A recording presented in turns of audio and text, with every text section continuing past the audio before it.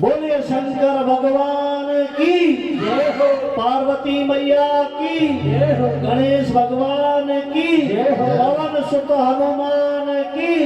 ओम नमः पार्वती पते हर हर महादेव। सभी अपने गुरुजनों को, इष्ट जनों को, सिद्ध जनों को, कुल देवता को, इष्ट देवता को, इष्ट देवी को मेरा कोटि कोटि नमन।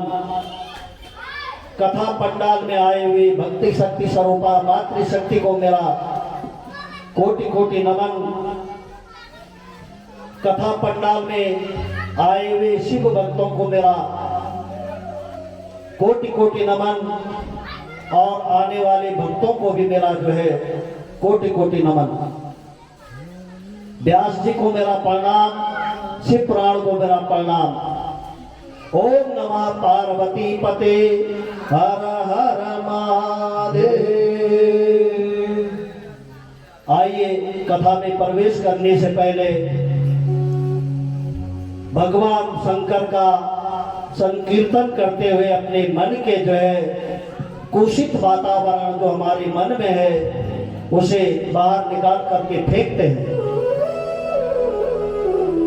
महादेव तुम्हारी जय हो, भोलेनाथ तुम्हारी जय हो, महादेव तुम्हारी जय हो, भोलेनाथ तुम्हारी जय हो।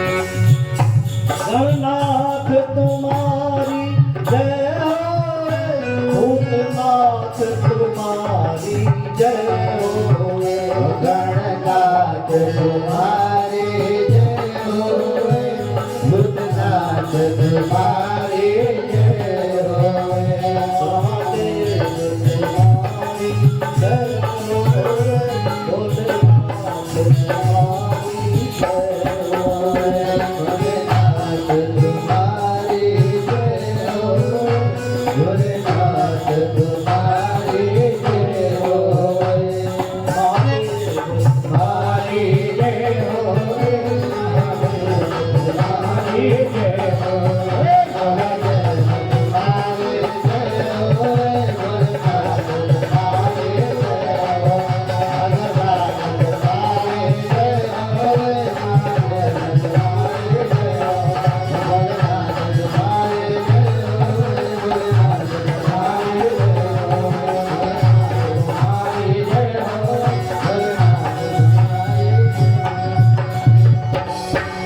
ओम नमः पार्वती पते हर हर महादेव। आइए आज तृतीय दिवस की कथा में प्रवेश करते हैं। कल कथा जहां पर विराम दी थी, भगवान भोलेनाथ के स्वरूपों का, लिंगों का वर्णन किया गया था। कैसे उनकी पूजा करनी चाहिए, किसको कैसे लिंग से जो है पार्थिव पूजन करना चाहिए, कैसी मिट्टी उनको धारण करना चाहिए, ये सब कल के प्रसंग में जो है बताया गया था। आज कथा में प्रवेश करते हैं। सबसे पहले आज नारद जी की कथा सुनाई जाएगी कि कैसे एक योगी जो संसार में भगवान विष्णु का सबसे प्यारा भक्त है, जिसको कभी जो है काम, क्रोध, लोभ, मोह इन चीजों से जो दूर है, लेकिन भगवान की माया के वशीभूत होकर के उस नारद को भी जो है मोह हो गया। एक बार नारद जी हिमालय पर्वत पर भ्रमण कर रहे थे, हिमालय पर्वत पर घूम रहे थे और वहां की ठंडी ठंडी हवा, वृक्षों की छांव, पर्वतों की सुंदरता देख करके नारद जी बड़े प्रसन्न हुए और हिमालय पर्वत पर समीप में ही गंगा मैया बह रही थी और वहीं पर एक परम गुफा थी। हिमशैल गुहा काची देखा परम शोभना, तत्समीपे सुर नदी सदा बहति वेगता, हिमगिरी गुहा एक अति पावनी। वो जो है हिमालय पर सुंदर जो है एक गुफा थी। उस गुफा को देख करके नारद जी का मन हुआ कि मुझे प्रवेश करना चाहिए इस गुफा में और देखना चाहिए कि गुफा के अंदर क्या है। नारद जी जैसे ही गुफा के अंदर गए, गुफा की दिव्य शोभा देख करके उनको भगवान के चरणों में अनुराग बढ़ गया कि मुझे इस गुफा में बैठकर तपस्या करनी चाहिए। और उनको लगा कि यही भगवान का भजन करना सबसे श्रेष्ठ रहेगा। तत्रासो महादिव्यो नाना शोभा समन्विता, तपोर्यम्यायो तत्र नारदो दिव्य दर्शना। और मानस में कहा गया है, आश्रम परम पुनीत सुहाना, आश्रम परम पुनीत सुहाना, देवी देवी ऋषि मन अति भावा, देवी देवी ऋषि मन अति भावा, आश्रम परम पुनीत सुहावा, आश्रम परम पुनीत सुहावा।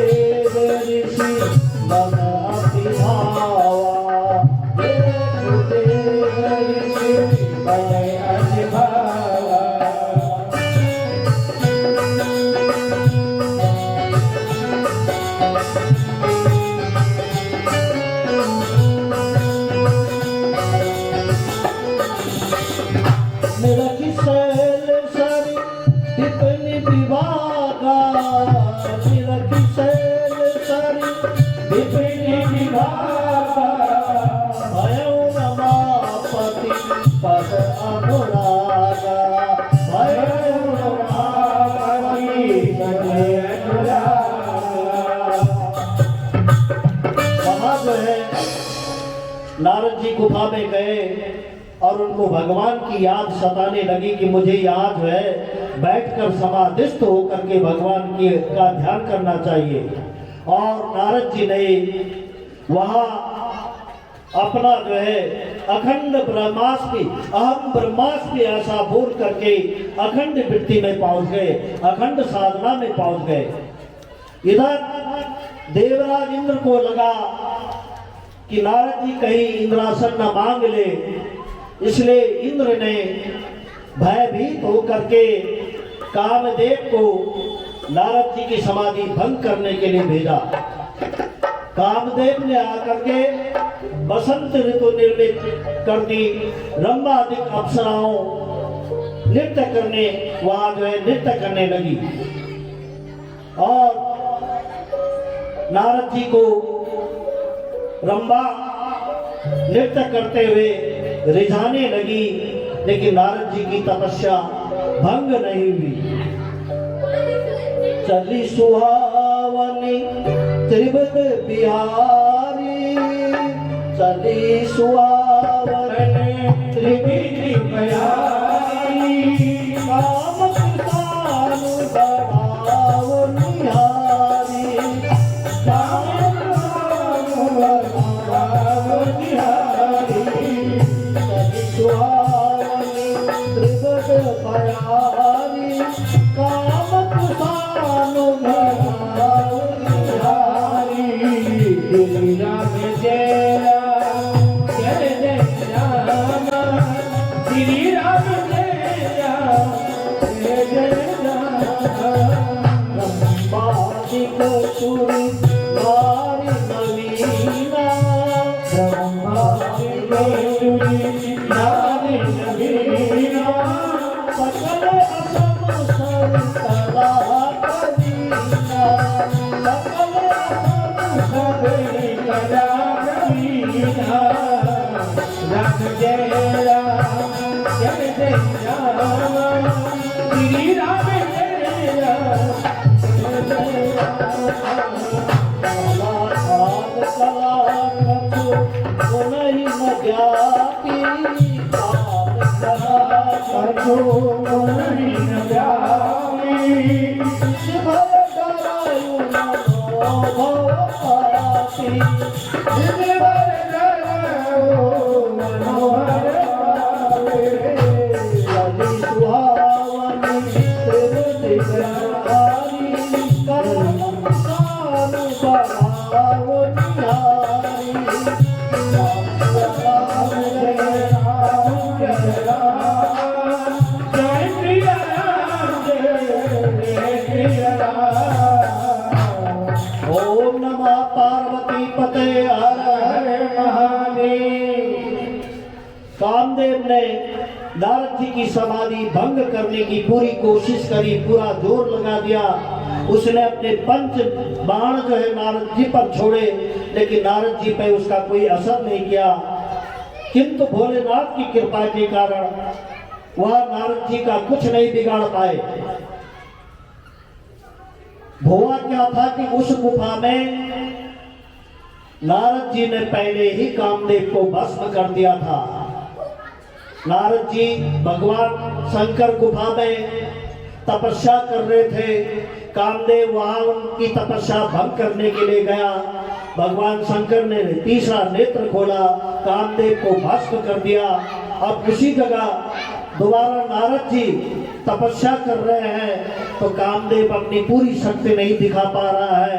वो डर रहा है कि जैसे पहले मुझे भगवान भोलेनाथ ने भस्म किया था, कहीं क्रोधित होकर नारद जी भी मुझे भस्म न कर दे। इसलिए पूरे तन मन से वो नारद जी की तपस्या भंग नहीं कर पाए। न बभो मुनि श्रुते विकृतम मुनि सप्तमा, भ्रष्टो बभो तद्गर्भो महेशानुग्रणेय। शिव जी की कृपा से नारद जी के ऊपर काम का कोई प्रभाव नहीं पड़ा, लेकिन नारद जी ने उसे अपने पुरुषार्थ का प्रतीक मान लिया। नारद जी ने सोच लिया कि मेरी तपस्या तो शिव जी से भी बड़ी है, शिव जी तो कामदेव को बस में नहीं कर पाए। कामदेव जो है अपने बाण से शिव जी की तपस्या भंग नहीं कर पाए, परंतु मैंने जो है कामदेव को बस में कर लिया है। कामदेव मेरा कुछ नहीं बिगाड़ पाया। नारद जी एकांत में बैठे थे, फिर भी उनके मन में अभिमान आ गया। और कैसे अभिमान आया? क्योंकि कामदेव ने नारद जी की प्रशंसा की और उसी झूठी प्रशंसा सुनने से नारद जी के मन में अभिमान आ गया। कामदेव ने कहा, हे नारद जी, देखो मेरे बाण से शिव जी घायल हो गए थे और उनकी समाधि टूट गई थी, लेकिन तुम इस संसार में, इस ब्रह्मांड में पहले हो जिसको मेरा बाण कुछ नहीं बिगाड़ पाया। और ऐसी झूठी प्रशंसा सुनने से नारद जी के मन में अभिमान आ गया और इसीलिए एकांत में भी सिर्फ हरि का भजन करना चाहिए। और इस प्रकार से नारद जी को मोह हो गया। ओम कामा जन्म निजम भूता गर्वितो भूमहीश्वर तीर्थे विकट ज्ञान शिव मामा शिव माया विमोहिता धन्य धन्य महामाया साम्भवी मुनि सप्तमा तद्गति नहीं पश्यन्ति विष्णु ब्रह्म क्योपि। शिव माया से मोहित हुए नारद जी के मन में काम को जीतने का अभिमान आ गया। काम जीतने का अभिमान लेकर नारद जी सबसे पहले अपने पिता ब्रह्मा के पास गए और नारद जी ने ब्रह्मा जी से कहा, हे पिता सुनो एक खुश खबरी, हे पिता सुनो एक खुश खबरी, काम को जीत लिया मैंने, अब काम को जीत लिया मैंने, हे पिता सुनो एक खुश खबरी, हे पिता सुनो एक खुश खबरी, अब काम को जीत लिया मैंने, अभी को जीत लिया मैंने। अब नारद ब्रह्मा जी के पास गए। ब्रह्मा जी से कहा कि हे ब्रह्मा जी, मैंने काम को जीत लिया है, पिताजी मैंने काम को जीत लिया है। ब्रह्मा जी समझ गए कि मेरे पुत्र के अंदर जो है अभिमान आ गया है। और ब्रह्मा जी ने नारद जी को समझाया कि पुत्र, तुम योगी हो, सन्यासी हो, ब्रह्मचारी हो, तुम्हारे अंदर घमंड नहीं आना चाहिए, अहंकार नहीं आना चाहिए, तुम्हें भगवान के भजन में लगना चाहिए, भगवान के कीर्तन में लगना चाहिए। और ब्रह्मा जी ने जो है नारद जी को डांट लगा दी और नारद जी से कहा कि तुम भोलेनाथ से जाके मत कहना। नारद जी मन ही मन में सोचने लगे कि अच्छा पिताजी, आप मुझसे जल रहे हैं, मैंने काम को क्या जीत लिया कि आपके मन में ईर्षा होने लगी। मैं भोलेनाथ को अवश्य जाकर के बताऊंगा। और नारद जी कैलाश पर्वत पर पहुंच गए। भगवान शंकर प्रसन्न हो गए कि मेरे पास नारद जी आए हैं तो सुंदर रामचरित्र सुनने को मिलेगा। भोलेनाथ सोचने लगे कि नारद जी मुझे जो है रामचरित्र मानस सुनाएंगे, किंतु नारद जी ने तो आज उल्टी कथा सुना दी। कहा तो रोज रामचरित्र मानस सुनाते थे, किंतु आज तो बाबा ने मार चरित्र सुना दिया। मार चरित्र शंकर ही सुनाए, मार चरित्र अति प्रिय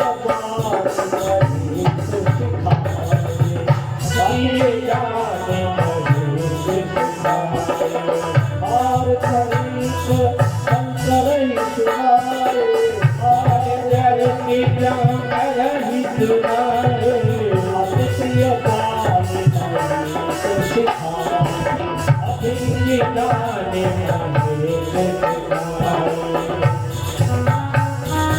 भगवान शंकर ने नारद जी से कहा कि हे तात नारद प्राज्ञा धन्यस्तम सुण मद्गत वाच्यमेवा न कुत्रापि हरेरग्रे विशेषता। शंकर भगवान नारद जी को बार बार समझा रहे हैं कि नारद जी,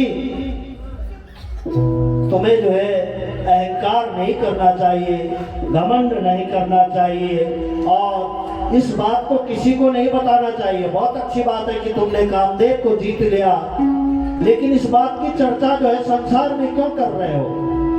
क्यों लोगों को बता रहे हो कि मैंने काम को जीत लिया है?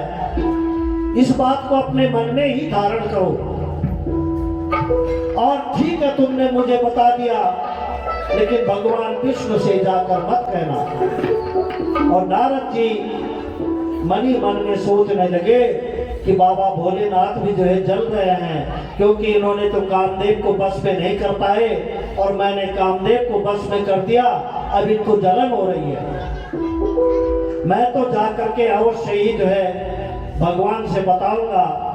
और नारद जी को लगा कि श्री हरि के सम्मुख कुछ कहने से ये मना कर रहे हैं। ऐसा सोचते हुए नारद जी भगवान विष्णु के वैकुंठ लोक में आए। भगवान नारायण ने अपने आसन से खड़े हो गए और नारद जी का स्वागत सत्कार किया। कुत्रागम्यते ताता किमर्थम ये चागता धनस्तम मुनि शार्दूला तीर्थोहम तु तवागता। भगवान कहने लगे, हे नारद जी, आपने आने में से जो है मेरा ये वैकुंठ पवित्र हो गया। आप कहां से आ रहे हैं? जब भगवान ने नारद जी से पूछा तो नारद जी अपनी संपूर्ण काम कथा भगवान नारायण का कमल मुख सूख गया जो है नारद जी के मुंह से काम कथा सुनते हुए भगवान सोचने लगे कि मेरे भक्त के मन में ये कैसा कुविचार आया है, कैसे ही अपने मन में जो है अहंकार ले आए। क्योंकि भक्त के मन में अहंकार आता है तो भगवान विष्णु को बड़ा कष्ट पहुंचता है। और नारद जी तो भगवान के सबसे प्रिय भक्त हैं। नारायण ने कहा, हे नारद जी, तुम जैसे भक्त के तो स्मरण मात्र से काम क्रोध आदि विकार नष्ट हो जाते हैं। तुमने काम को जीत लिया है, यह तुम्हारे लिए कौन सी बड़ी बात है? अरे तुम तो जितेंद्रिय हो, ब्रह्मचारी हो, योगी हो, सन्यासी हो, तुम्हारे लिए कोई बड़ी बात थोड़ी है। नारद जी ने अभिमान के साथ कहा, बोले ये भगवान नारायण, ये सब आपकी कृपा है। तब करा निधान भगवान ने मन में विचार किया कि इनके हृदय में अभिमान के वृक्ष को जड़ से उखाड़ना चाहिए। इनके मन में अभिमान आ गया है, क्योंकि सेवक का हित करना मेरा परम कर्तव्य है। भगवान नारायण ने माया से एक 100 योजन विस्तार वाले श्रीनगर का निर्माण किया। ये श्रीनगर वही है जो पौड़ी जिले में जब आप बद्रीनाथ और केदारनाथ की यात्रा करते हैं तो सबसे पहले श्रीनगर ही पड़ता है। यही वो श्रीनगर है जिसका यहाँ जो है विस्तार हो रहा है। 100 योजन वाले श्रीनगर का निर्माण किया। उस नगर में शील निधि राजा राज्य करते थे। राजा शील निधि की एक कन्या थी जिसका नाम विश्वमोहिनी था। संयोग से नारद जी उस नगर में पहुंच गए। शील निधि ने नारद जी को तुरंत अपने यहाँ अपने पास बुलाया, उनका आदर सत्कार किया तथा अपनी कन्या का हाथ दिखाया। नारद जी ने कहा कि हे नारद जी से कहा शील नदी ने, हे नारद जी, मेरी कन्या का हाथ देखकर बताइए कि इसका इसे कैसा वर प्राप्त होगा और इसका भाग्य कैसे होगा। नारद जी ने जैसे ही कन्या का हाथ देखा तथा कन्या को देखा तो नारद जी उसके सौंदर्य पर मोहित हो गए और उसे बहुत देर तक एक तक देखते रहे।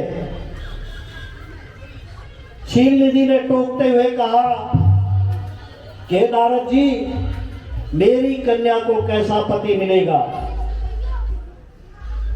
सुतेवा तब भूपाला सर्व लक्षण लक्षता महाभाग्यवती धन्या लक्ष्मी गुणालया। हे राजन, नारद जी बोले, हे राजन, आपकी कन्या सब सुंदर लक्षणों से युक्त है, ये महाभाग्यशालिनी है और लक्ष्मी जी के समान गुणों का भंडार है। जो इस कन्या से विवाह करेगा वह तो अमर हो जाएगा और उसे युद्ध भूमि में कोई नहीं जीत पाएगा।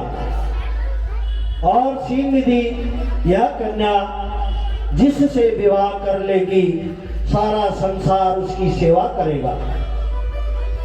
ऐसा वर्णन करके नारद जी सोचने लगे कि क्या करूं जिससे ये कन्या मुझसे ही विवाह कर ले। नारद जी सोचने लगे, अगर मैं सुंदर हो जाऊं तो यह कन्या निश्चित ही मुझसे ही विवाह कर लेगी, किंतु मुझे सुंदरता प्रदान कौन करेगा, राम या काम, कौन मुझे सुंदर रूप देगा। नारद जी सोचते हैं कि काम सुंदरता तो प्रदान कर सकता है परंतु मेरा हित नहीं कर पाएगा, किंतु भगवान सुंदरता भी प्रदान कर देंगे और मेरा कल्याण भी कर देंगे। हरि सन मांगो सुंदरताई। नारद जी ने भगवान से बहुत प्रकार से विनय और परम कौतुकी। भगवान उसी समय नारद के सम्मुख प्रकट हो गए। जब ये उथल पुथल नारद जी के मन में चल रहा था तो भगवान नारद जी के सामने प्रकट हो गए। यदि दासस्य रूपम में तदा काम प्राप्नया ध्रुवम तद्रूपम सा बिना कंठे जयमाला न दास्यति। हे प्रभु, नारद जी भगवान विष्णु से कहने लगे, हे प्रभु, आप यदि अपना रूप मुझे दे दो तो निश्चय ही मैं उसे प्राप्त कर लूंगा। आपके रूप के बिना वह कन्या मेरे गले में जयमाला नहीं पहनाएगी। नारद जी को विवाह की चिंता सताने लगी। उस कन्या को देखा, आपन रूप दे प्रभु मोई, आपन रूप दे प्रभु मोई,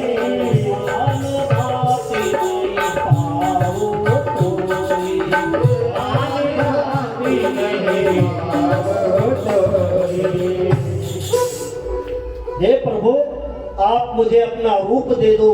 आपके सुंदर रूप को देख करके जब मुझे आपका रूप मिल जाएगा तो वह कन्या मेरे गले में जयमाला डाल देगी। किंतु प्रभु, ये भी ध्यान रखना कि उससे केवल मेरा ही हित हो और किसी दूसरे का हित नहीं होना चाहिए।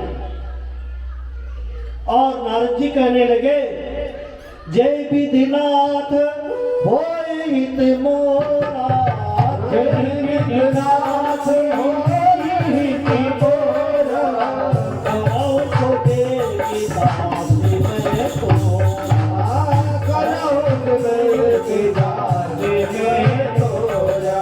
जय विधिनाथ होय हित मोरा, जय विधिनाथ होय हित मोरा, कराओ तो देवी दास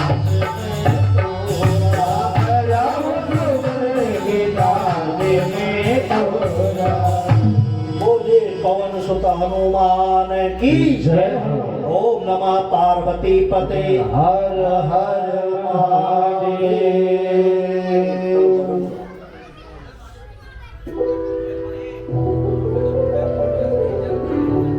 शंकर भगवान की जय ऐसे ही दोनों हाथों को उठा के जगह लगाई। बोल शंकर भगवान की जय हो।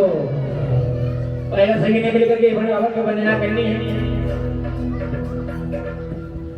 सभी का भाव देगा नहीं हे भोलेनाथ, आपके दरबार में हम बैठे हैं, लेकिन हमको आप दर्शन दिखाइए कैसे भाव से लेना है बाबा से। दर्शन मुझे दिखा दो, डमरू बजाने वाले, दर्शन मुझे दिखा दो, दर्शन मुझे दिखा दो, डमरू बजाने वाले, मुझे दिखा दो, डमरू बजाने वाले, सेवा में अभी लगा दो, सेवा में अब लगा दो, वो डमरू बजाने वाले, मुझे दिखा दो, दर्शन मुझे दिखा दो, डमरू बजाने वाले, दर्शन मुझे दिखा दो।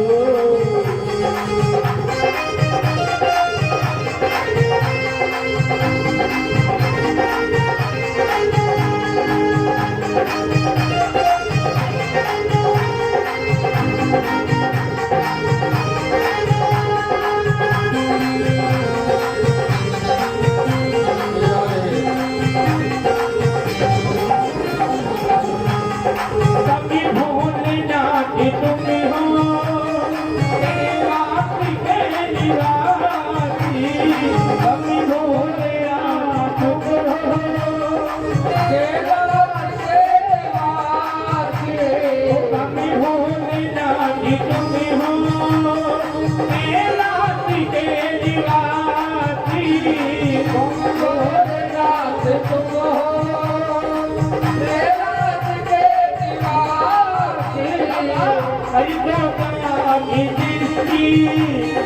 आनंद सिंधु राशि, दया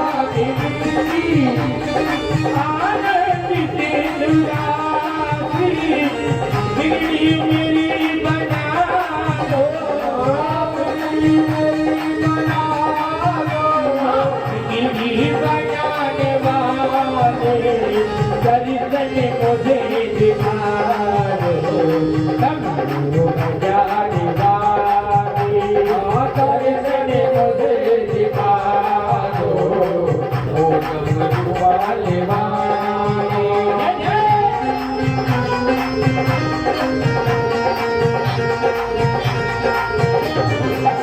बोले शंकर भगवान की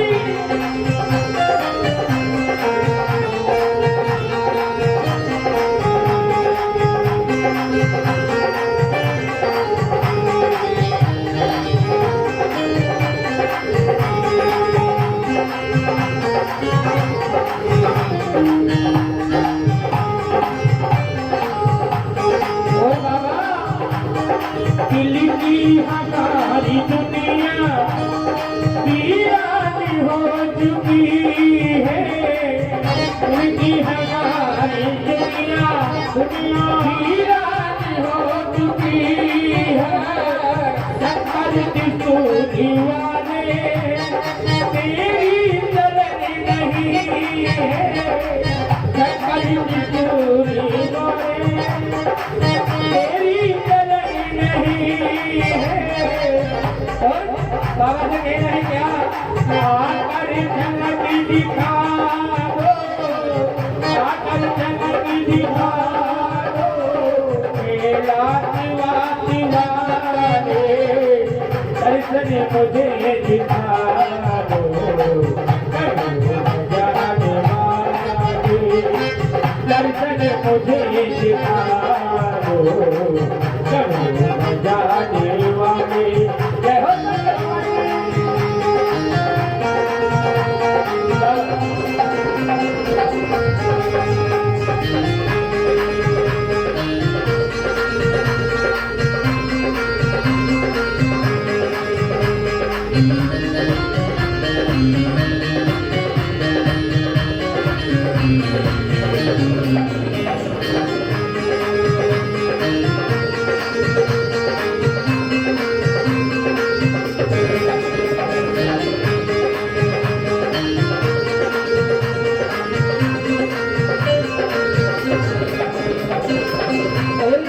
बिजली करना है साधु से हे भोले बाबा भाव का रखना है जिंदगी यही हमारी स्वीकारी कर दी तुम्हारी जिंदगी यही हमारी स्वीकार कर दी तुम्हारी आया चरण में तेरी आया चरण में तेरी रक्षा करो हमारे दर्शन मुझे दिखाओ सब बजाने वाले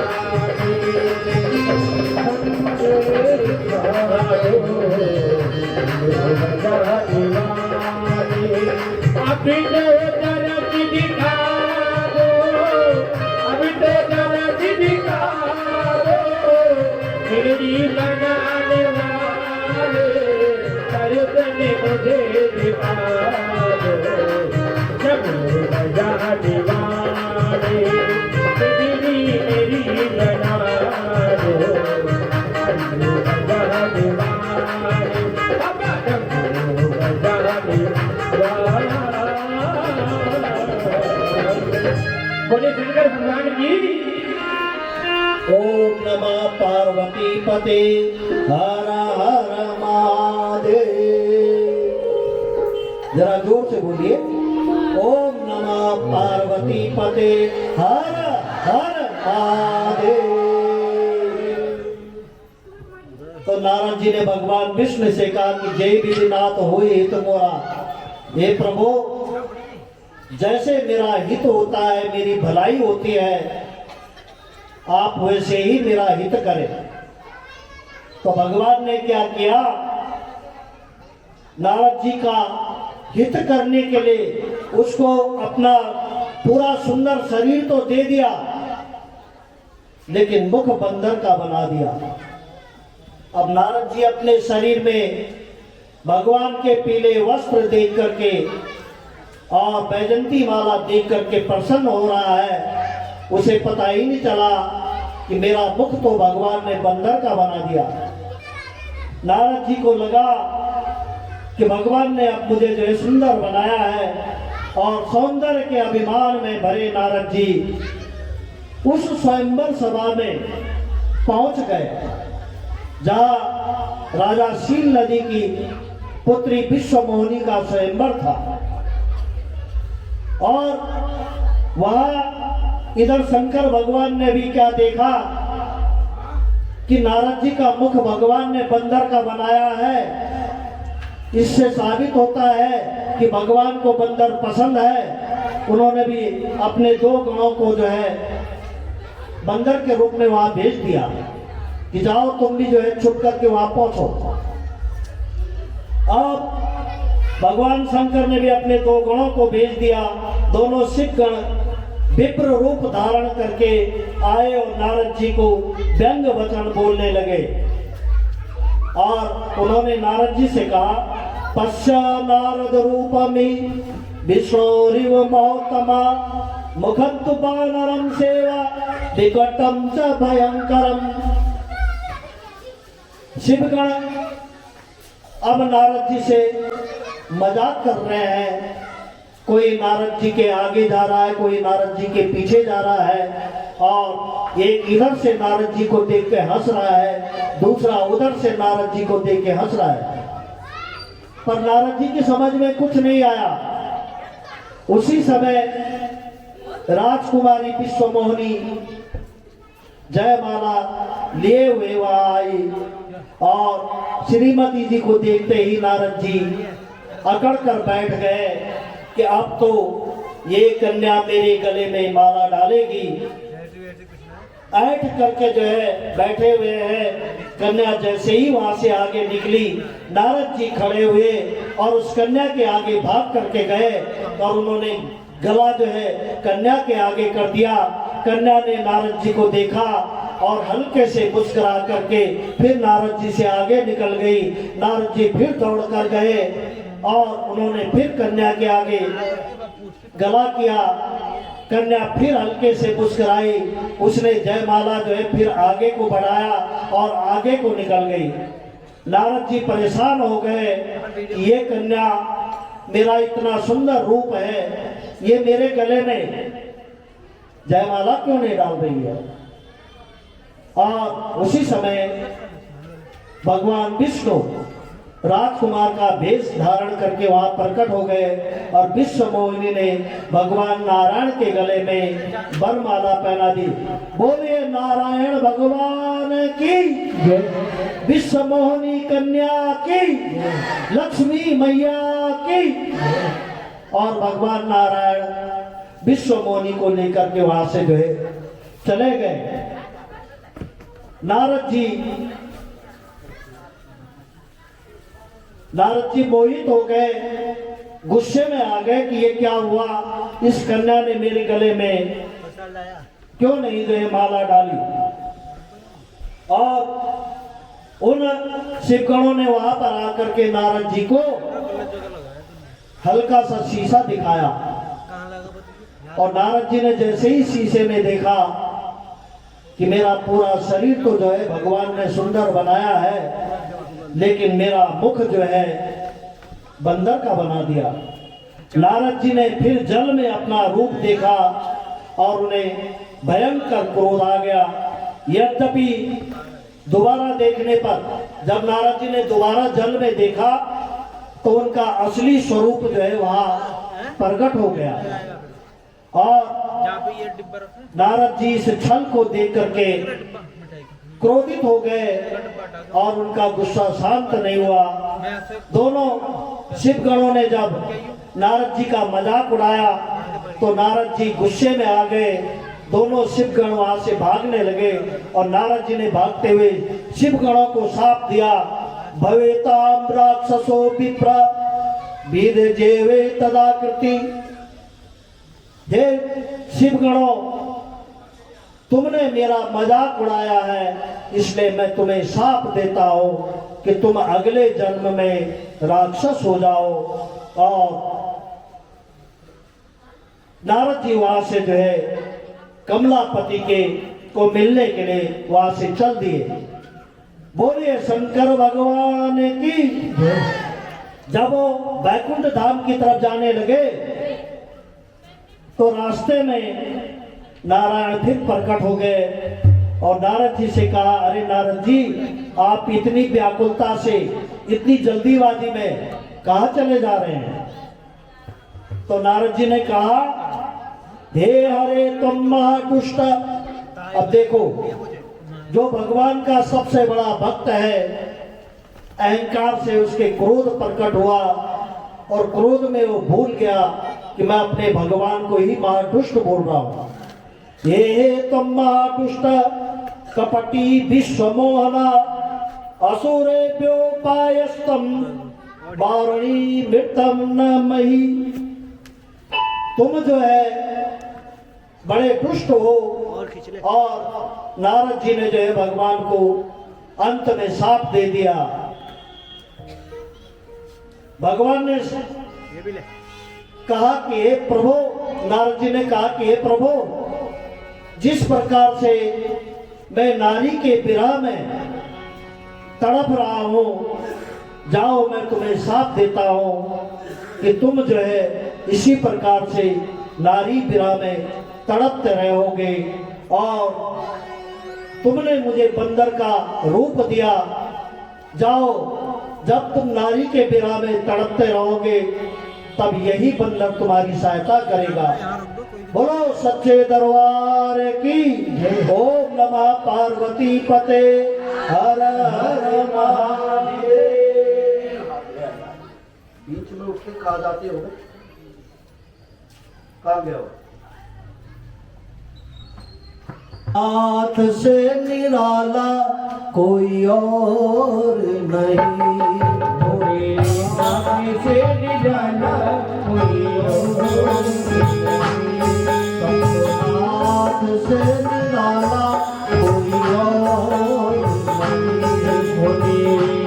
से निराला कोई और नहीं।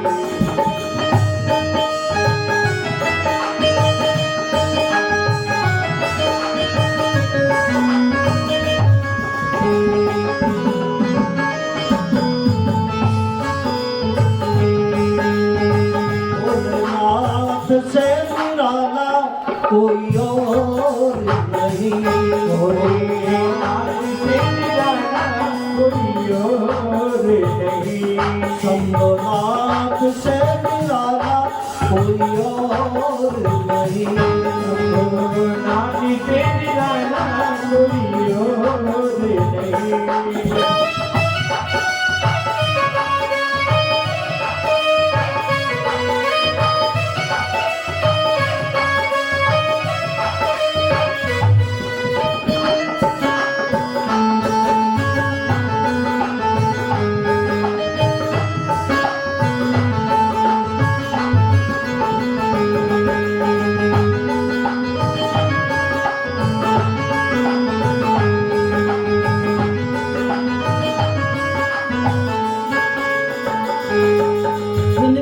डमरू डम डम बोले आदम निगम का भेद ये खोले। उनका डमरू डम डम बोले आदम निगम का भेद ये खोले।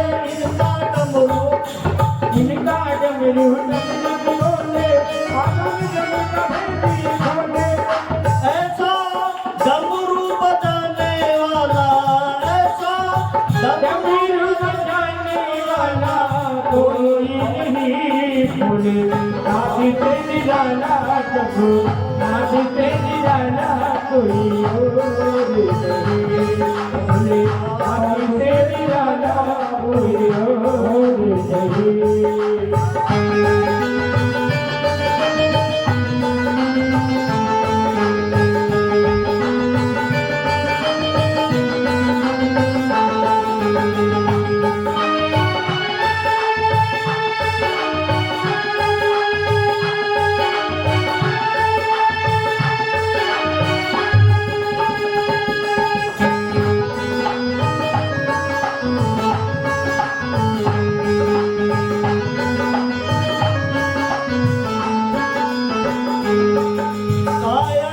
जब करवट बदले पाप चमकते अगले पिछले। पाप चमकते अगले पिछले। आया जब करवट बदले पाप चमकते अगले पिछले। अगले पिछले पाप चमकते अगले पिछले। अब मुझको बचाने वाला कोई और नहीं। अब मुझको बचाने वाला भोलेनाथ से निराला शंभुनाथ से निराला कोई और नहीं। कोई और नहीं। भोलेनाथ से निराला शंभुनाथ से निराला कोई और नहीं। भोलेनाथ से निराला कोई और नहीं।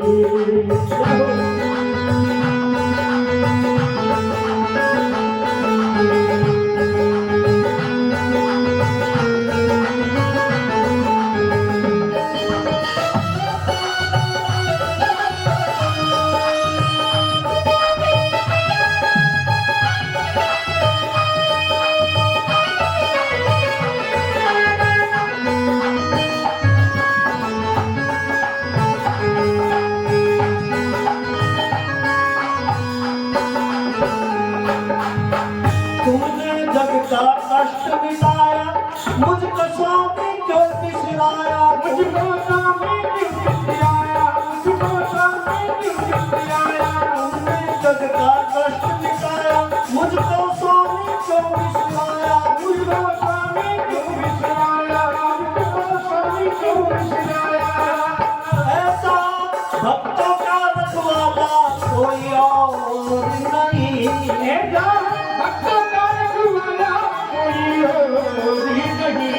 भोलेनाथ से निराला शंभुनाथ से निराला कोई और नहीं। भोलेनाथ से निराला कोई और नहीं।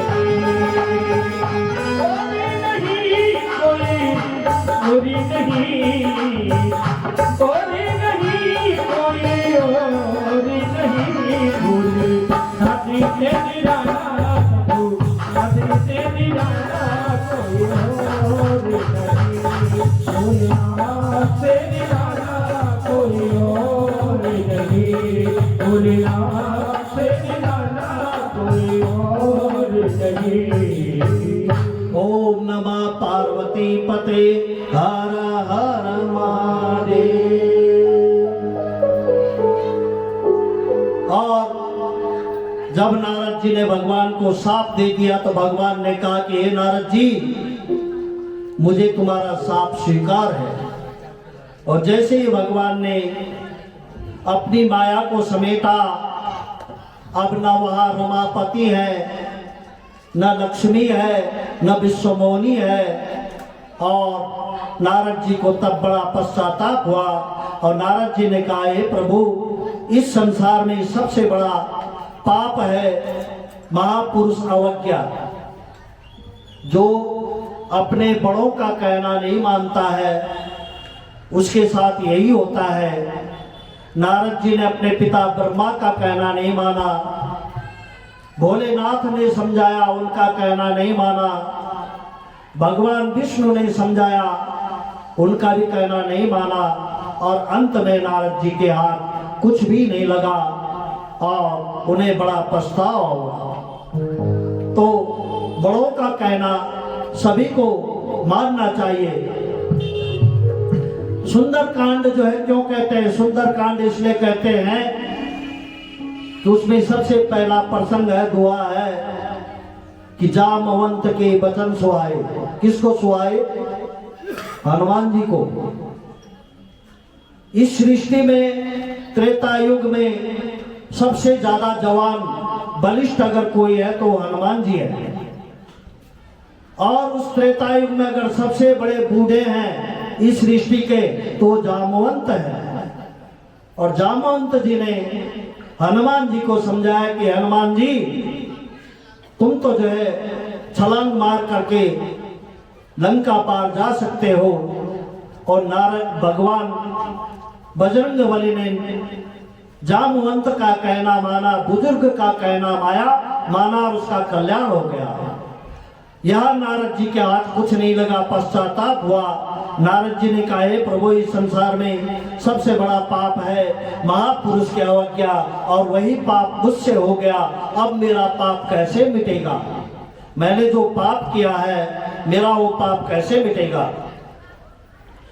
तक्ता स संशयम सर्वगायन शंकर सत्य सा सतनाम शिव स्त्रोतम सदानंद मति जप। तो भगवान कहने लगे कि हे नारद, आपने भगवान शिव से ईर्षा की है, इसलिए क्योंकि आप जो है भगवान भोलेनाथ के पास जब गए तो आपको ईर्षा हो गई कि भोलेनाथ ने कामदेव को नहीं जीता और मैंने कामदेव को जीत लिया। उसी जलन के कारण तुमसे महापाप हुआ है। अब तुम जाओ और जाकर शंकर के सतनाम पाठ का जाप कीजिए, इसके हृदय को बड़ी शांति मिलती है। और हम लोग भी जो है भगवान के 100 नामों का यहाँ पर चर्चा करते हैं। आप लोग नमो शिवाय बोलते रहना, नमः शिवाय बोलते रहना। और महादेव का मैं उन सतनाम 108 नामों का यहाँ पर जो है उच्चारण करता हूँ। सबसे पहले नारद जी ने भगवान का जो नाम पुकारा वो महादेव है। विरूपाक्ष, चंद्रार्थ कृत शेखर, अमृत, शाश्वत, अष्टाणु, नीलकंठ, पिनाकी, वृषभाक्ष, महागेय, पुरुष, शर्म कामक, कामारी, कामदहन, कामरूप, कदर्पी, विरूप, गिरीश, भीम, सिक्री, रक्तवासा, योगी, कालदहन, रिपुगन, कपाली, गूढ़ भक्त, गुप्त मंत्र, गंभीर, भावगोचर, अणिमादि गुणाधार, तेलुक ऐश्वर्यदायक, वीर, वीरहंता, घोर, विरूप, मांसल, पटु, महामासा, उन्मत्त, भैरव, महेश्वर, तेलोक के द्रावण, लुब्धक यज्ञसूदन कीर्तिका सुतयुक्त उन्मत कीर्तिवासा गज कीर्ति पराधीन भुजंग भूषण दत्तालंब बेताल घोर साकनी पूजित अघोर घोर दैत्यगण घोर घोष भस्मान जटिल शुद्ध भैरुंड और भूतेश्वर भूतनाथ पंचभूताश्रित खग क्रोधित निष्ठुर चंड चंडीश चंडिका प्रिय चंडतुंड गरुत्मान निस्त्रिश शवभोजन लेलिहान महारुद्र मृत्यु मृत्यु गोचर मृत्यु मृत्यु महासन शमशान अरण्यवासी राग विराग रागांग बीतराग शतांशी सत्व रज तम धर्म अधर्म वासवानिज सत्य असत्य सद्रूप असद्रूप अहेतुक अर्धनारीश्वर वनस्पति भानु भानुकोटि सत्पर्व यज्ञ यज्ञपति रुद्र ईशान भरद शिव लुप्त और उक्षुप्त ये जो है भगवान भोलेनाथ के 108 नाम है। और इसी के साथ में आप जोर से बोलेंगे ओम नमः पार्वती पते हर हर महादेव। इसी नाम के लिए जो है भगवान ने कहा कि हे नारद जी तुम भोलेनाथ के सतनाम का पाठ कीजिए, आपके हृदय को शांति मिलेगी। और नारद जी जो है फिर वहां से उन्होंने जो है भगवान के पैर का भस्म लिया और षडक्षर मंत्र का जो है उन्होंने ओम नमः शिवाय तथा रुद्राक्ष धारण करा। पृथ्वी पर विद्यमान समस्त शिव तीर्थों में विचरण किया और ब्रह्मा के पास जाकर के उन्होंने फिर शिव कथा सुनी। इस प्रकार से नारद जी तीर्थों का भ्रमण करते हुए नारद जी की शिव गणों से भेंट हो गई। जब वो तीर्थ यात्रा कर रहे थे उन्हीं दो शिव गण जिनको उन्होंने साथ दिया था कि तुम अगले जन्म में राक्षस हो जाओगे, वो दोनों मिल गए। और नारद जी ने शिव गणों को संतुष्ट करते हुए कहा कि देखो तुम लोग निशाचर रावण और कुंभकर्ण तो बनोगे, लेकिन तुम्हारा उद्धार करने के लिए साक्षात भगवान ही अवतार लेकर आएंगे। नारद जी ने कहा, फिर जो है वो ब्रह्मा जी के पास गए और उन्होंने ब्रह्मा जी से कहा, हे पिता ब्रह्मा, मुझे अब शिव चरित्र सुनने की जो है इच्छा है, आप मुझे जो है शिव का चरित्र सुनाइए। ब्रह्मा जी ने कहा, हे पुत्र, शिव पर ब्रह्म परमात्मा है। जब कुछ नहीं था, न सूर्य था, न चंद्रमा था, न दिन था, न रात था, तब भी वही शिव परमात्मा थे, हैं और रहेंगे।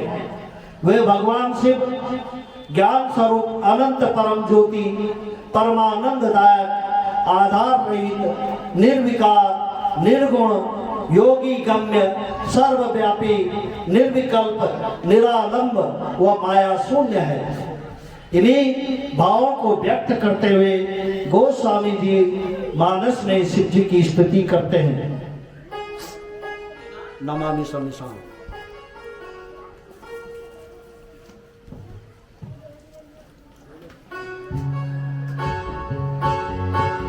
बोले शंकर भगवान की जय, उमापति महादेव की जय।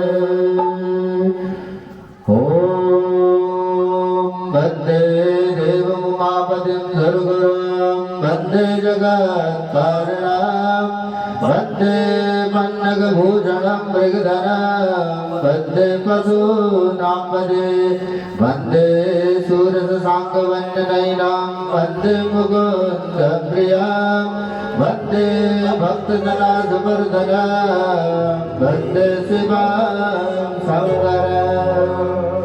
बोले शंकर भगवान की जय। नमामि समीशान निर्मल रूप व्यापका ब्रह्मा वेद स्वरूपा निजं निर्गुणा निर्विकल्प नैया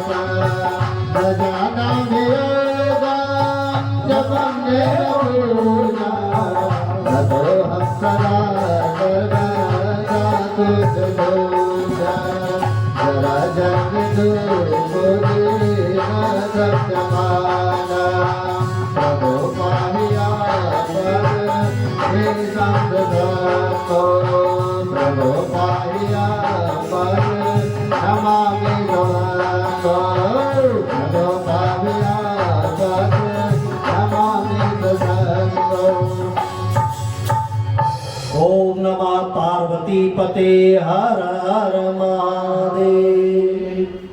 नारद जी ने इस प्रकार से भगवान भोलेनाथ के विग्रह का मूल प्रकृति का पूजन किया और वहां पर विग्रह के मूल प्रकृति अंबिका को प्रकट किया। पश्चात भगवान शिव ने काशी का निर्माण किया और काशी को अभी मुक्त क्षेत्र भी कहते हैं, क्योंकि प्रलय काल में भी भगवान शिव काशी को अपने सानिध्य में से अलग नहीं करते हैं।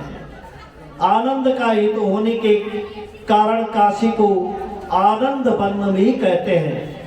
भगवान शिवा प्रेम पूर्वक आनंद वन काशी में निवास करने लगे।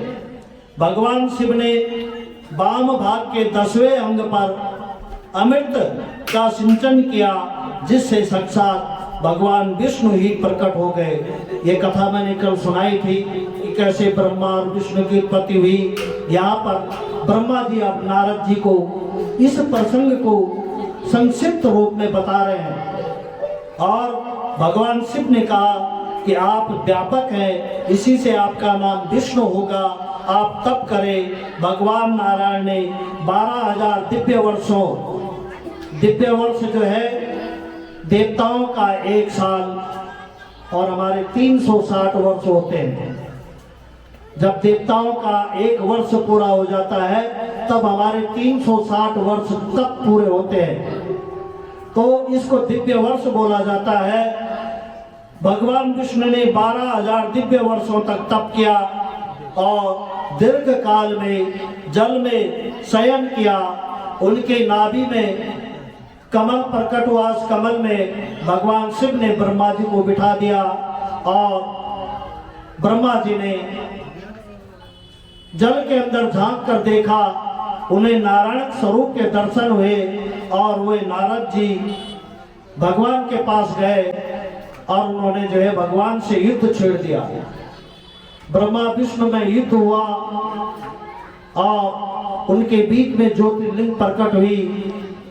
जिस दिन वो ज्योतिर्लिंग प्रकट हुई थी, मार्गशीर्ष मास के कृष्ण पक्ष की त्रयोदशी तिथि थी, उस दिन वो ज्योतिर्लिंग प्रकट हुआ, युद्ध शांत हुआ और ब्रह्मा और विष्णु ने उस ज्योतिर्लिंग की पूजा करी। जिस दिन उन्हें सबसे पहले इस धरती पर भोलेनाथ के उस ज्योतिपुंज का पूजन हुआ, उस दिन फाल्गुन मास के कृष्ण पक्ष की चतुर्दशी थी, इसीलिए उसको शिवरात्रि बोला जाता है। और शिवरात्रि भगवान भोलेनाथ को बहुत पसंद हुआ है, प्रिय है।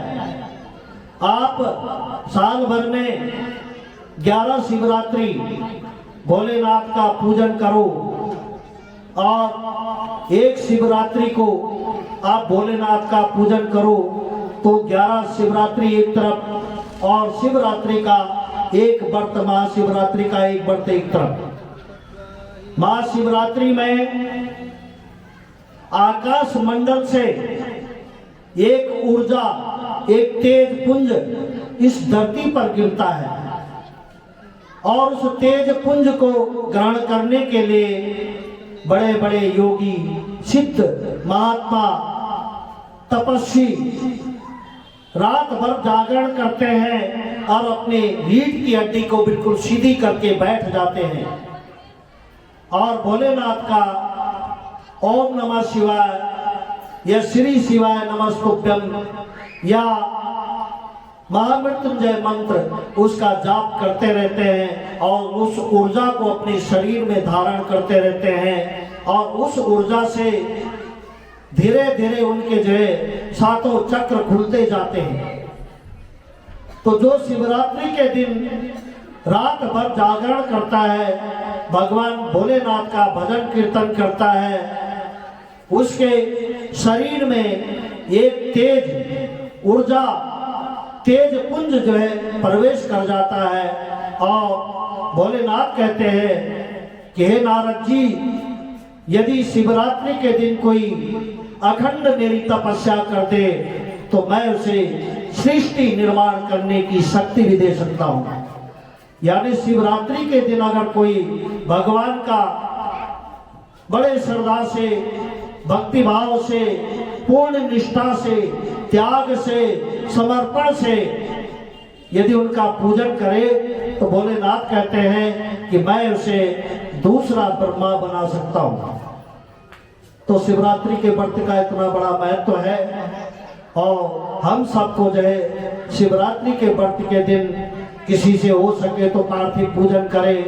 पार्थिव पूजन अगर नहीं कर सकता है तो रुद्राभिषेक कराए, रुद्राभिषेक नहीं कर सकता है तो महामृत्युंजय का जप करे, महामृत्युंजय भी नहीं आता है ओम नमः शिवाय का जाप करे या श्री शिवाय नमस्तुभ्यम का जाप करे।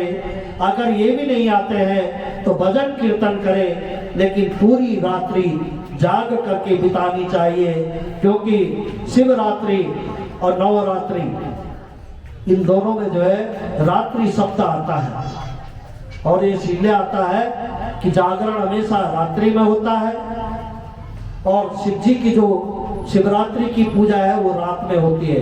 ओम नमः पार्वती पते हर हर महादेव। उसके बाद भगवान सदाशिव वहां पर से अंतर्ध्यान हो गए। तभी से इस लोक में लिंग पूजा प्रारंभ हुई। सौनक जी के पूछने पर सूत जी ने पुनः लिंग पूजन का वर्णन किया। लिंग पूजन के लिए ब्रह्मा जी ने विश्वकर्मा को भिन्न भिन्न धातुओं के लिंग बनाने का आदेश दिया। इंद्र जो है पद्मराज से बने लिंग का पूजन करते हैं। कुबेर स्वर्ण की मूर्ति का पूजन, लिंग का पूजन करते हैं। और यमराज पीतवर्ण पुखराज से भगवान का पूजन करते हैं। वरुण श्याम वर्ण मणि लिंग का पूजन करते हैं। विष्णु भगवान इंद्र नील मणि से बनी लिंग का पूजन करते हैं। लक्ष्मी स्फटिक का लिंग का पूजन करते हैं। और जब लक्ष्मी जो है स्फटिक मणि लिंग पूजन करती है तो माताओं को भी स्फटिक का लिंग रखना चाहिए। उससे भगवान भोलेनाथ और प्रसन्न होते हैं। ब्रह्मा सुवर्ण से बने लिंग का पूजन करते हैं। ब्रह्माणी रत्नमय लिंग का पूजन करते हैं। अश्वनी कुमार पार्थिव लिंग पूजन करते हैं। देवी दुर्गा माँ भगवती मक्खन के लिंग का पूजन करती है। और योगी सन्यासी अघोरी ये जितने भी हैं ये भस्म से बने हुए लिंग से जो है भगवान का पूजन करते हैं। ये नारद शिवलिंग के स्थूल और सूक्ष्म ऐसे दो रूप हैं। जिसको शिव के निराकार रूप का ज्ञान प्राप्त हो गया है उसे मूर्ति पूजा की आवश्यकता नहीं है। मूर्ति पूजा ब्रह्म को प्राप्त करने के लिए एक सीढ़ी है। हम सामने भगवान की फोटो रखते हैं, भगवान निराकार हैं, लेकिन जिस प्रकार से हम एक सीढ़ी से दूसरी सीढ़ी चढ़ते हैं ऐसे ही भगवान को प्राप्त करने के लिए सबसे पहले हमें मूर्ति का ही सहारा लेना पड़ता है। भगवान को सामने मूर्ति स्वरूप बिठाते हैं तो हमारा मन भगवान की तरफ लग जाता है। और यदि हम सामने मूर्ति न रखें और हम जितेंद्रिय या योगी नहीं है तो हमारा ध्यान इधर उधर जो है उचट जाएगा। इसलिए भगवान को प्राप्त करने के लिए मूर्ति पूजा प्रथम सीढ़ी है। और जैसे ही एक सीढ़ी पर पैर रखे बिना दूसरे पर नहीं चढ़ा जा सकता है, ठीक वैसे ही बिना प्रतिमा के पूजा के बिना हम जो है निर्गुण साकार प्रभु को प्राप्त करना असंभव है। आलंबन बिना यस्य पदमुच्यते सदकरम निर्गुण प्राप्यते निर्णाम प्रतिलोमम स्मृतम। अरे अगर भगवान की मूर्ति की पूजा नहीं करेंगे तो चंदन, गंध, रोली, कलावा, दूध, दही ये हम किस पे चढ़ाएंगे? ये तो बेकार हो जाएंगे। बाजार में चंदन बिकना बंद हो जाएगा, गंध अक्षत बिकना बंद हो जाएगा।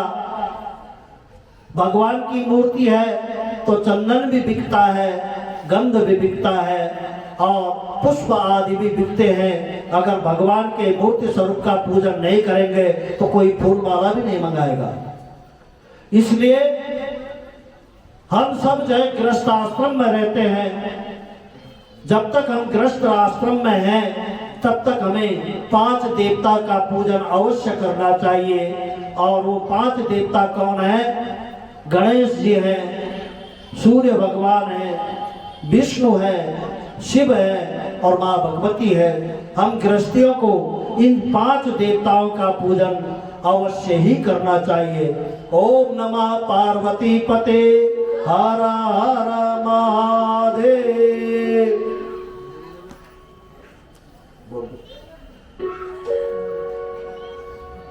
बोले शंकर भगवान की, बोले हनुमान जी महाराज की।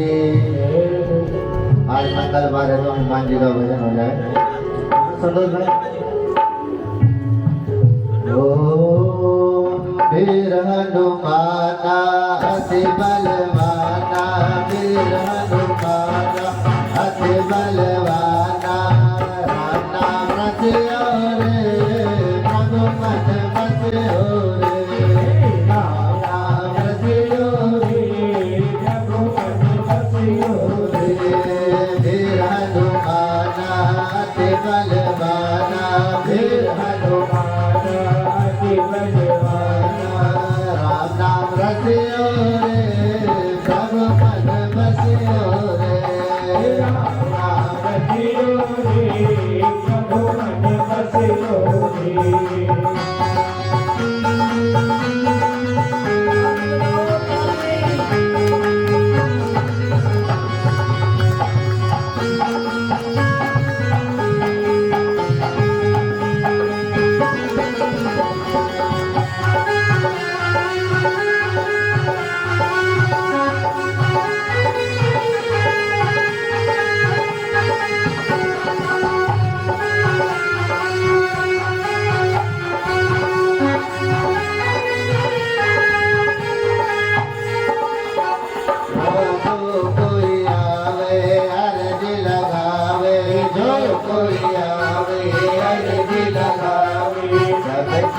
सुनियो रे प्रभु मन बसियो रे सुनियो रे प्रभु मन बसियो रे वीर हनुमाना अति बलवाना वीर हनुमाना अति बलवाना राम नाम रसियो रे प्रभु मन बसियो रे राम नाम रसियो रे प्रभु मन बसियो रे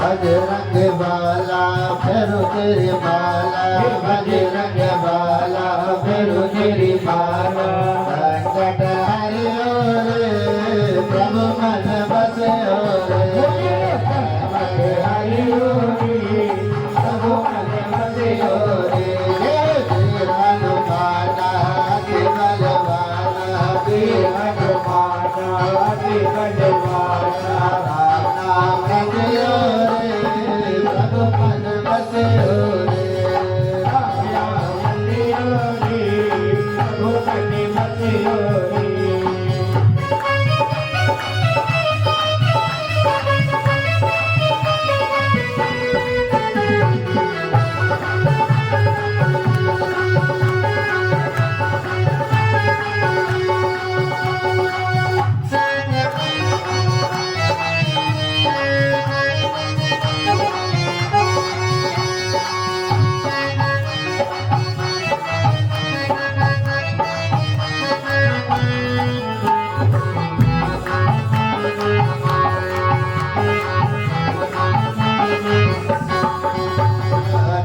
कोई संगे हाथ के संगे ना कोई संगे हाथ के संगे जगते हरियो रे प्रभु मन बसियो रे राम राम रसियो रे प्रभु मन बसियो रे वीर हनुमाना अति बलवाना वीर हनुमाना अति बलवाना राम राम रसियो रे प्रभु मन बसियो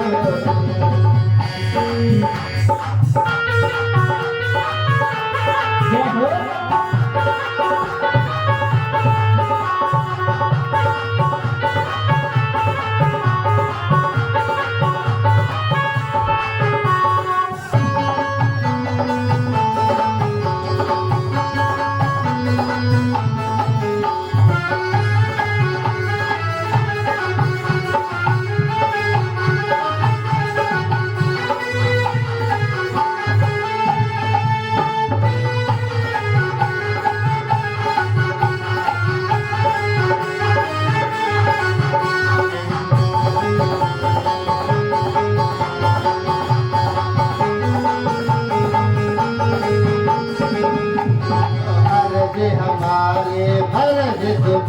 अर्जी हमारी मर्जी तुम्हारी कृपा करियो रे प्रभु मज बसियो रे कृपा करियो रे प्रभु मज बसियो रे हे हनुमाना अति बलवाना हे हनुमाना अति बलवाना राम राम रजियो रे प्रभु मज बसियो रे राम राम रजियो रे प्रभु मज बसियो रे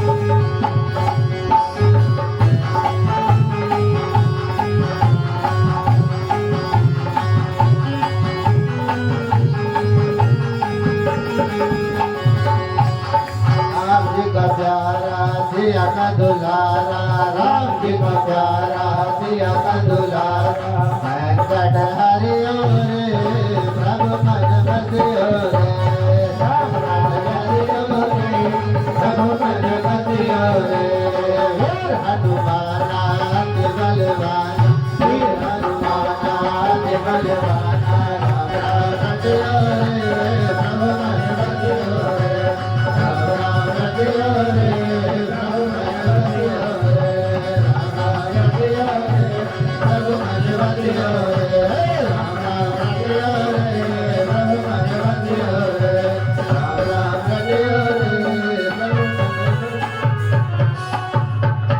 बोले सियापति रामचंद्र भगवान की बजरंग बली की राजा रामचंद्र भगवान की नमः पार्वती पदे हर हर महादेव श्री शिवाय नमस्तुभ्यं श्री शिवाय नमस्तुभ्यं श्री शिवाय नमस्तुभ्यं श्री शिवाय नमस्तुभ्यं श्री शिवाय नमस्तुभ्यं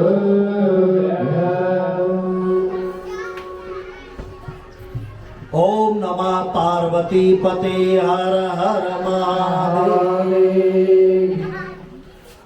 इस प्रकार ब्रह्मा जी ने जो है नारद जी को समझाया कि कैसे जो है लिंग की उत्पत्ति हुई और कैसे उसकी पूजा करनी चाहिए। अब नारद जी ने जो है अपने पिता ब्रह्मा से पूछा, हे पिता, सृष्टि की उत्पत्ति कैसे हुई, इस सृष्टि की रचना कैसे हुई। तो ब्रह्मा जी कहने लगे कि हे पुत्र, सबसे पहले मैंने 4 मानस पुत्रों को सनक, सनंदन, सनातन और सनत कुमार को पैदा किया। उन्होंने सृष्टि विस्तार में मेरा सहयोग नहीं दिया, जिससे मुझे क्रोध आ गया और मेरी बिरगुट देह से जो है साक्षात रुद्र प्रकट हो गए। बोले रुद्र भगवान की। ब्रह्मा जी बोले कि फिर मैंने 10 ऋषियों को उत्पन्न किया। उनके नाम इस प्रकार है, मरीचि, अत्रि, अंगिरा, पुलस्य, पुलह, कत्रु, भृगु, वशिष्ठ, दक्ष और नारद। फिर मैंने छाया और कंदर्व, संकल्प और धर्म को प्रकट किया। ब्रह्मा के शरीर के 2 हिस्से हो गए। दक्षिण भाग से मनु प्रकट हो गए, वाम भाग से सतरूपा प्रकट हो गई। इनके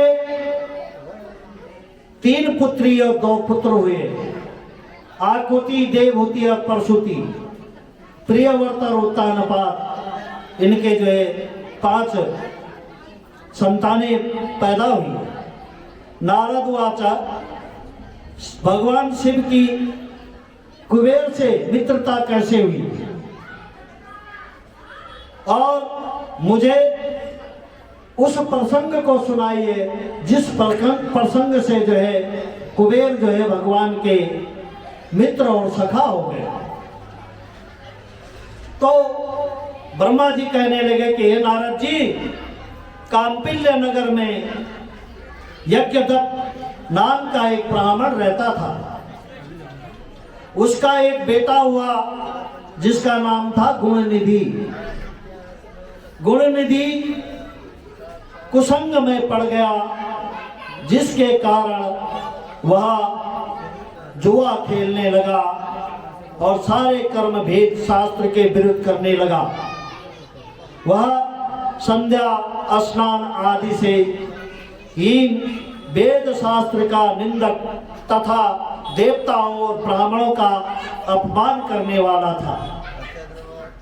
यज्ञदत्त जब भी अपनी पत्नी से गुणनिधि के संदर्भ में कुछ पूछता था तो उसकी पत्नी यज्ञदत्त अपने पति से झूठ बोल देती थी और कह देती थी कि गुणनिधि देवताओं का पूजन करने गया है। और माताओं का एक सबसे बड़ा ऐब होता है कि वो अपने पुत्र की कोई भी जो है पुत्र की बुराई को छुपाते हैं। पुत्र के पिता से माता ही पुत्र के गुण और अवगुण छुपाती है।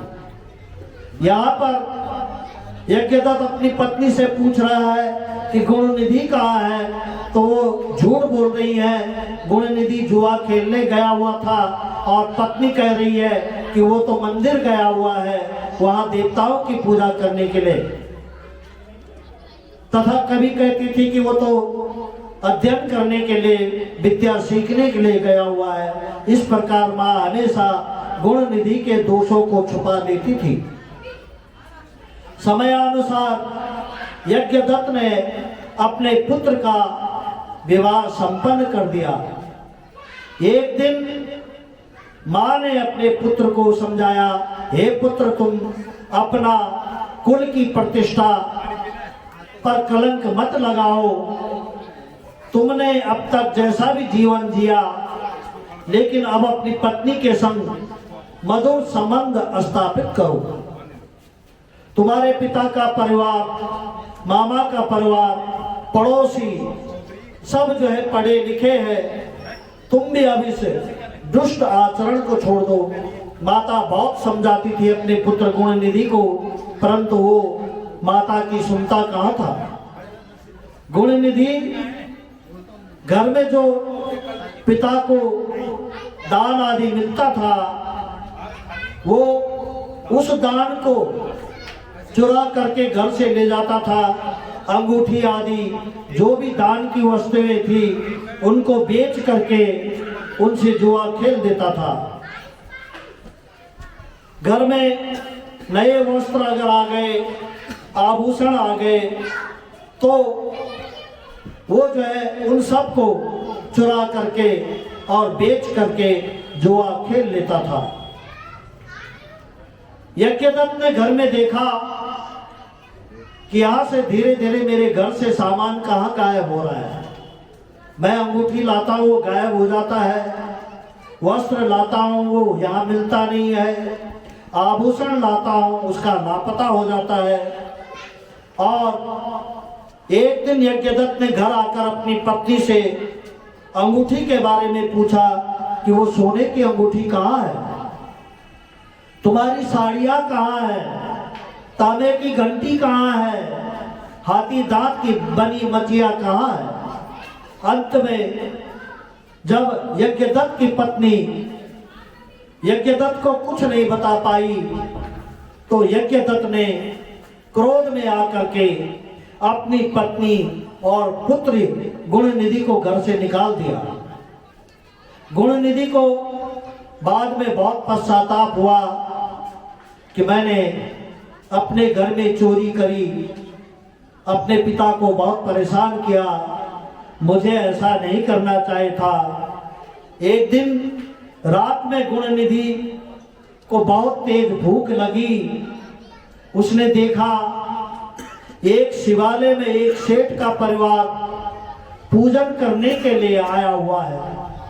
रात्रि में पूजन करके जब सब लोग सो गए तो गुण निधि चुपके से मंदिर में आया। रात्रि के समय दीपक का प्रकाश मंद पड़ रहा था, अतः उसने अपने वस्त्र को ही फाड़कर उसकी बत्ती बनाकर दीपक को पुनः प्रकाशित कर दिया। इसीलिए कहते हैं कि सुबह अगर दीपक जलाना भूल भी जाओ तो कोई बात नहीं है, लेकिन रात्रि में एक दीपक शंकर भगवान के मंदिर में जरूर जलाना चाहिए, ताकि मंदिर में जो है दीपक का प्रकाश हो जाए, वहाँ अंधेरा न रहे।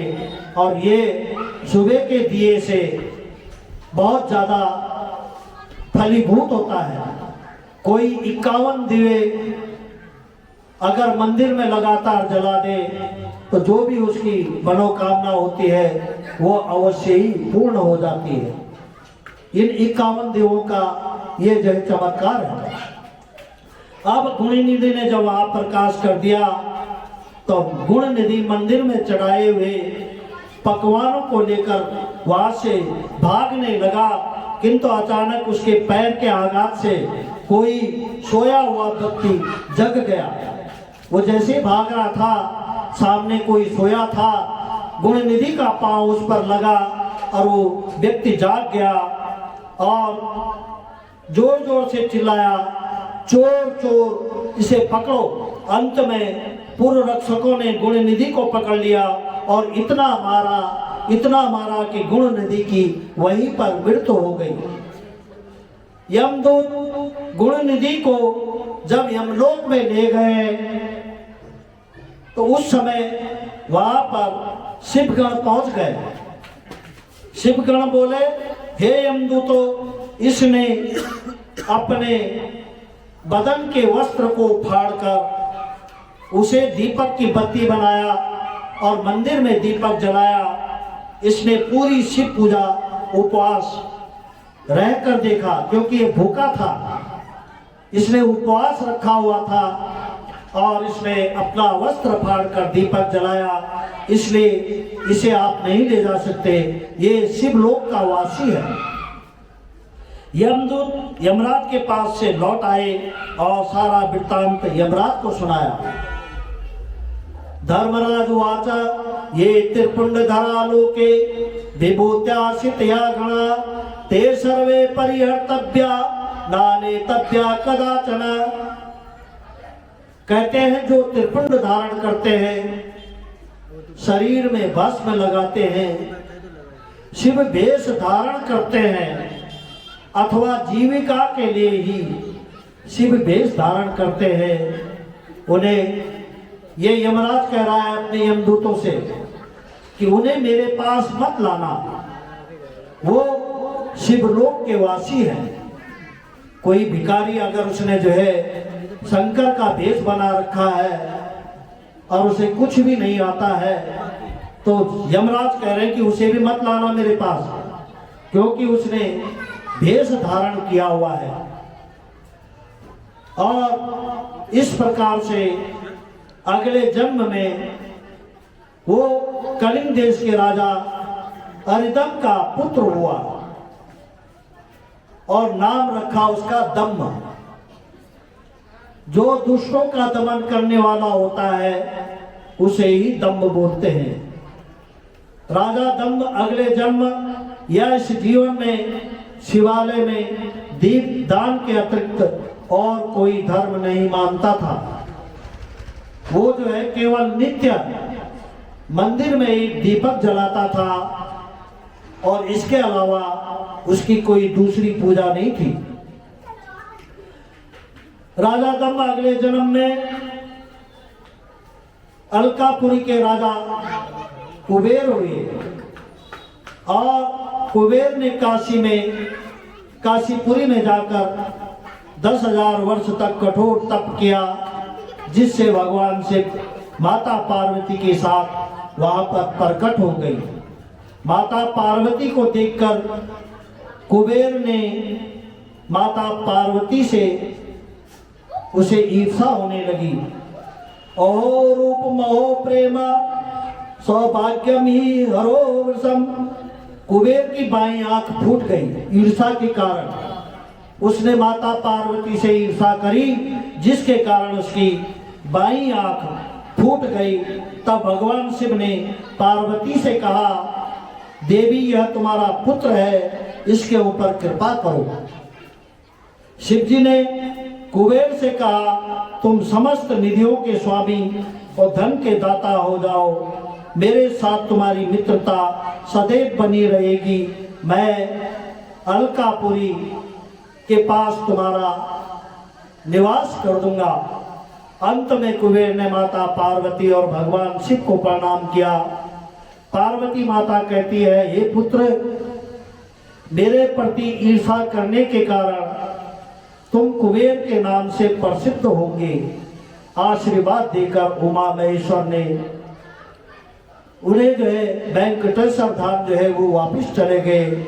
ओम नमः पार्वती पते हर हर महादेव। एक भजन, एक लाइन मैं बोलूंगा, दूसरी लाइन आप बोलेंगे। नमः शिवाय, ओम नमः शिवाय। सबसे सुंदर प्यारा नाम नमः शिवाय, ओम नमः शिवाय। सबसे सुंदर प्यारा नाम नमः शिवाय, ओम नमः शिवाय। सबसे सुंदर प्यारा नाम नमः शिवाय, ओम नमः शिवाय। सबका कर दे जो कल्याण नमः शिवाय, ओम नमः शिवाय। सबका कर दे जो कल्याण नमः शिवाय, ओम नमः शिवाय।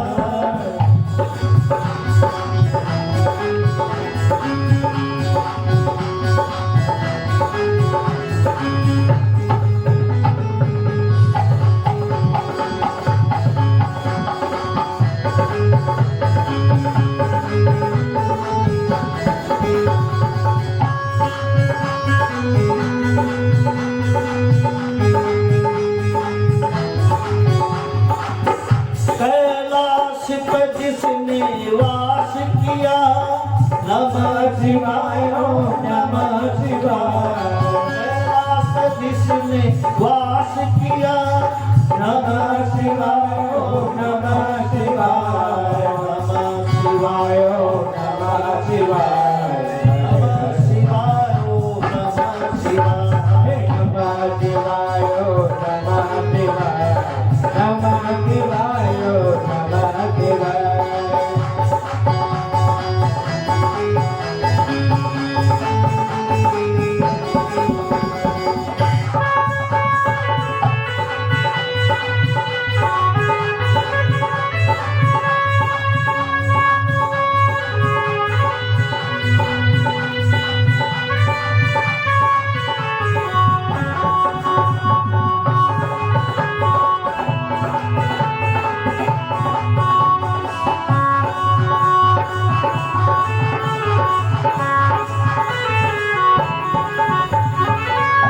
दक्ष के यज्ञ को भंग किया नमः शिवाय, ओम नमः शिवाय। दक्ष के यज्ञ को भंग किया नमः शिवाय, ओम नमः शिवाय।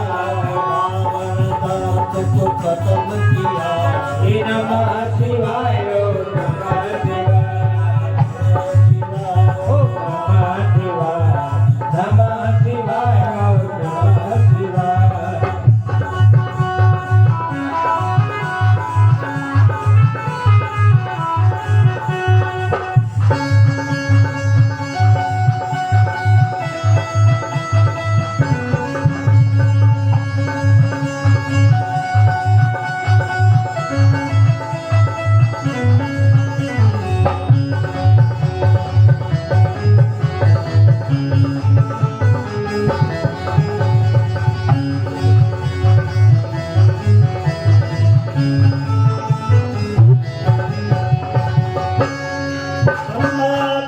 ब्रह्मलोक दिया नमः शिवाय, ओम नमः शिवाय।